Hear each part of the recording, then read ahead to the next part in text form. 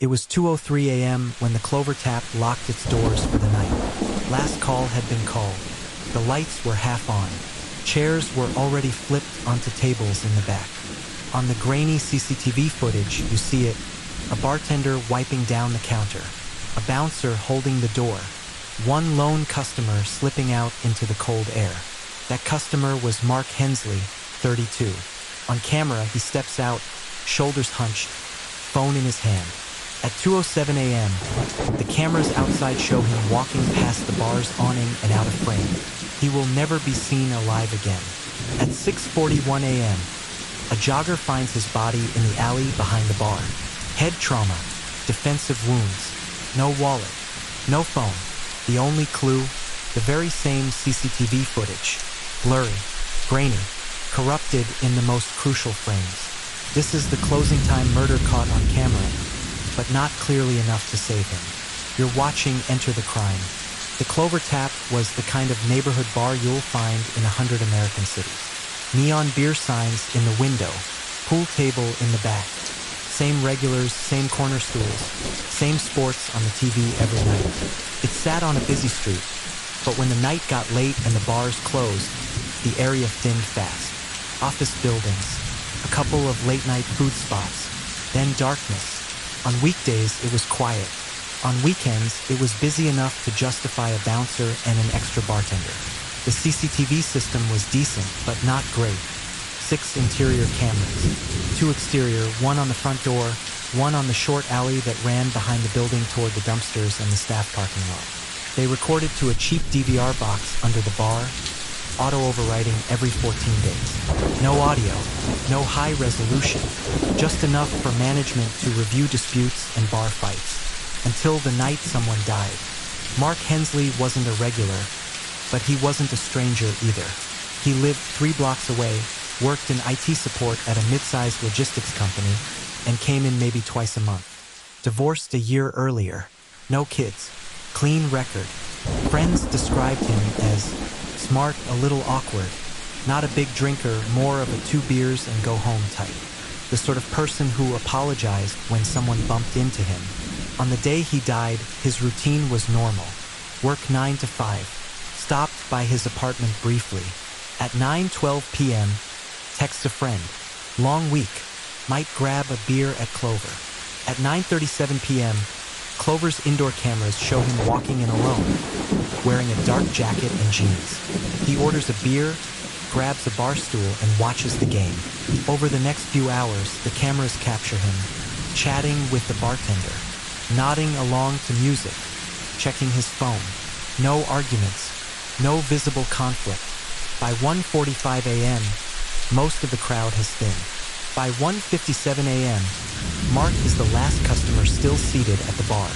At 2:03 a.m., the bartender rings cash out on the register for his last drink. 2:07, he walks out. The footage makes it look like just another late-night closing. It wasn't. At 6:41 a.m., a nurse named Tanya Lopez runs her usual pre-shift route. She cuts down the back alley behind the Clover Tap, like she always does. Less traffic that way. This time, her foot catches on something. At first, she thinks it's a trash bag someone dropped near the dumpsters. Then she sees a hand. She stumbles back, heart pounding, and dials 911. The first officers find Mark is lying on his side, half on the pavement, half in a shallow puddle. Blood pooled beneath his head, bruising and abrasions on his forearms and hands. His wallet is gone. His phone is gone. His keys are still in his pocket. There are footprints in the damp dirt near the dumpsters, but the ground is a mess. Shoe prints overlapping, indistinct. The alley camera, it's aimed past the dumpsters, but the angle just misses the spot where his body lies. Worse, the footage from 2 a.m. to 3 a.m. is glitchy. Frames dropping, static bursts, and distorted lines. The DVR shows an error. Signal interference/data loss. Someone was there. The camera was rolling, but the clarity needed to identify them is missing. Detectives pull the interior footage for the hours leading up to closing. They watch Mark's last 30 minutes over and over. He doesn't argue with anyone, doesn't bump into anyone. doesn't get in anyone's face. The bartender that night was Jamie Cole, 28. The bouncer was Darren D-Rock Hayes, 35. Interviews with both are straightforward. Jamie, he was fine, tipped, quiet guy, definitely not drunk. I gave him water before we closed.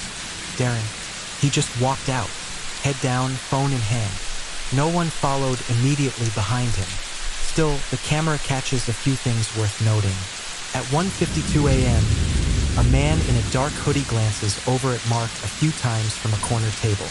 At 1:58, hoodie guy leaves through the front door. At 2 o'clock, Mark finishes his drink. At 2:03, he pays his tab, pockets his card, and stands up.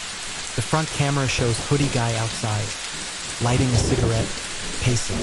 He walks out of frame at 2:02. Mark exits at 2:07. From there, the cameras outside show him, passing beneath the neon sign, pausing briefly as if looking at his phone, turning in the direction of his apartment, the long way which goes past the alley. Then the footage starts to degrade.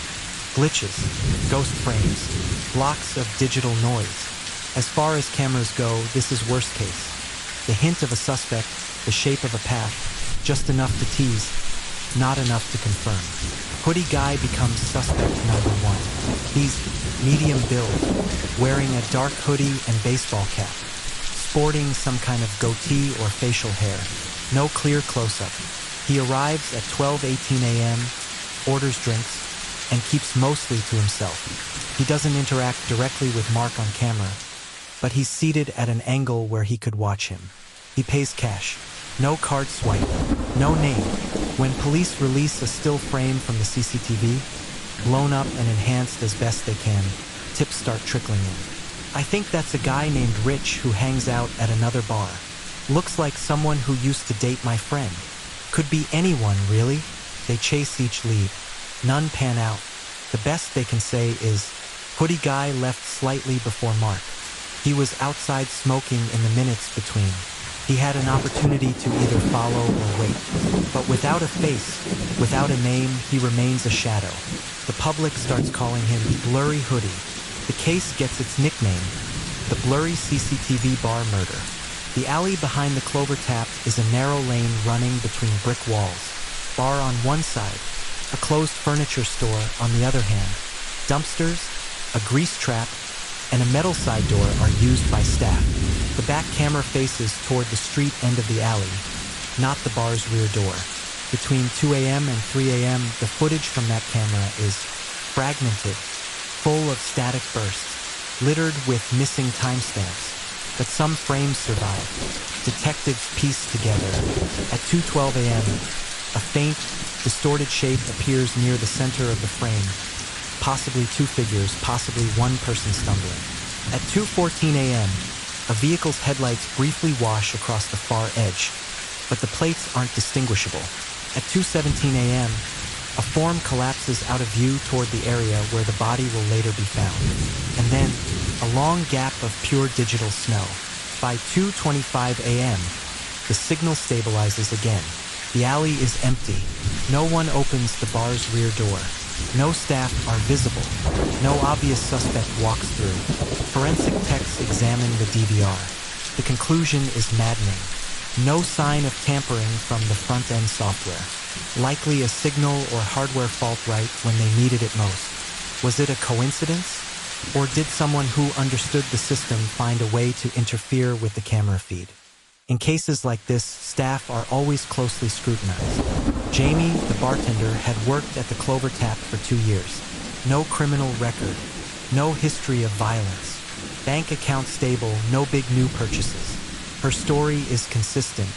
We started closing down a little after 1:30. Most folks cleared out. Mark stayed, sipping the last beer slowly. I called last call again for the stragglers. D-Rock walked a couple of people out. Mark finished and paid. I gave him water and he left. I locked the front door after he was out. I never saw him again. Her phone records show her texting her roommate about being dead tired around 2:15 a.m. Driving home, with her car caught on traffic cameras on the route she describes. Darren D-Rock Hayes, the bouncer, has a rougher history. An old assault charge from his early 20s, bar fights, nothing recent. He says, "Dude was quiet, didn't give me a vibe.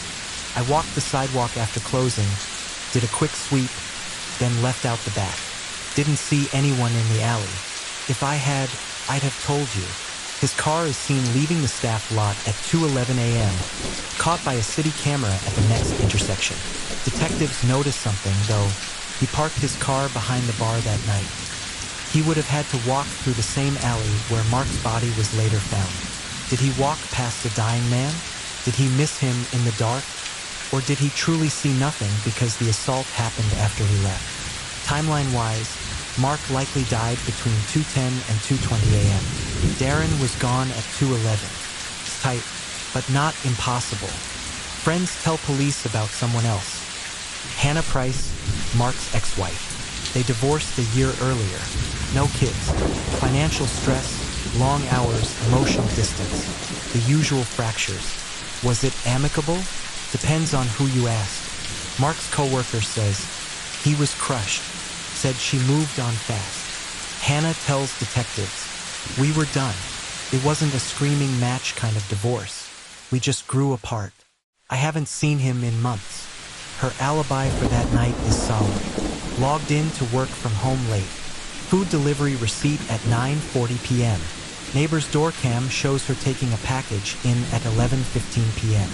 No phone activity after midnight. She claims she fell asleep on the couch. Phone location data keeps her at home. Still, one text stands out.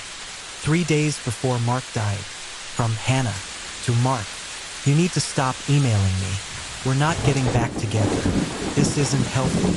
Friends insist Mark wasn't violent. Just sad. Drifting. Investigators ultimately rule Hannah out. The story isn't a jealous ex. It's something more random or more opportunistic. 2 weeks in, there's a break. A sanitation worker finds a wallet in a trash can 3 blocks from the Clover Tap. It's Mark's. ID, credit cards, and cash are all missing. Only the wallet sleeve and an old loyalty card remain. A day later, a city worker cleaning a drainage grate near a bus stop finds a cracked smartphone. Serial number matches Mark's phone. The screen is destroyed, but some data can be salvaged. Digital forensics recovery. Last outgoing text. "Heading home. Talk tomorrow?" At 1:19 a.m. to a coworker. A rideshare app opened at 2:05 a.m., but no ride was requested. Last location ping at 2:09 a.m., placing him somewhere between the bar and the alley. No calls, no help messages. If he met someone, it was in person. The discarded phone and wallet suggest a robbery. But why leave the keys? And if it was just a robbery gone wrong, was the CCTV glitch just terrible luck? Or did someone know exactly where the cameras blinked? Months pass. The case risks going cold. Then a new detective, Eli Sanchez, takes a fresh look. He has a background in computer science and is obsessed with surveillance failure analysis. He re-examines the DVR logs. He notices the glitch in the alley camera coincides with a spike in signal interference logged by the cheap DVR. Other cameras had brief stutters, but nothing like the alley feed. He asks a simple question. Is there anything in that alley that could generate interference? Maintenance shrugs. Just the bar, the dumpsters, and an old junction box. An old what? They walk the alley. On the wall opposite the bar's rear door, half rusted and half forgotten, is a metal box formerly used by telecom crews. Now it's supposed to be dormant. Sanchez opens it. Inside are old cable terminations, a nest of wires, a small, newer device taped to the back, powered by a battery pack long since drained. Tech analysts later identified it as a cheap signal jammer, similar to one sold illegally online, often used by thieves to disrupt wireless cameras. Someone had placed it weeks before. Battery logs indicate it still had some juice on the night of the murder. Not enough to kill all the cameras, just enough to disrupt the alley feed at a critical distance. The murder wasn't an accident. Whoever attacked Mark did so in a place they knew the cameras would fail, or be fuzzed just enough to protect them, which brought the focus back to people who knew the bar's layout intimately. Staff, regulars, or someone who'd cased the place before. With the jammer discovered, Sanchez cross-references recent incidents at the Clover Tap, patrons who'd been thrown out or banned, anyone known to hold a grudge. One name keeps coming up. Ricky Slim Nolan, 30s, bar regular, was banned a month earlier after a fight. He'd threatened staff. "You'll be sorry," he told Darren the night he was banned. "You think those cameras are gonna save you? They're trash." Ricky works in construction, has minor priors for theft and simple assault. He also has a cousin who used to work in low-end security installations. When they look at Ricky's search history after getting a warrant, they find how to block a security camera signal, cheap jammer for sale. He'd been near the Clover Tap the night of the murder. Phone pings put him within a few blocks around 1:30 a.m. But then, his phone moves away. Traffic cameras later caught his car heading out of downtown at 1:50 a.m. He insists, "Yeah, I drove through, so what? My new bar's across town. I didn't touch that dude. I didn't even know him. No DNA of his is found on Mark. No witnesses place them together. The jammer has no clear fingerprints. Motive? Ricky has one against the bar, but none for Mark. And motive against the bar doesn't automatically equal this particular murder." The DA declines to charge. The case remains officially open, inactive. The Clover Tap eventually upgrades its cameras. Higher resolution, redundant storage, better lighting in the alley. Customers still talk about the night the cameras failed. Online, armchair detectives dissect the blurred frames, the hoodie guy, the jammer. Some believe hoodie guy was a random mugger. Others think it was Ricky, despite a lack of proof. A few suggest Darren saw more than he admitted and chose not to get involved. Mark's family lives with a harsher reality. No suspect, no conviction, no clear answer. Just a son, brother, friend who went out for a beer and ended up dead in an alley. The last clear image they have of him is from CCTV. Head down, phone in hand, stepping out into the cool, early morning air. Then the frame jumps, the pixels smear. The truth dissolves between frames. We like to believe surveillance sees everything. But this case is a reminder. Sometimes the eye that watches doesn't blink. It flickers. And in that flicker, someone willing to plan, to jam a signal, to hunt in blind spots, can walk away almost invisible. You've been watching Enter the Crime.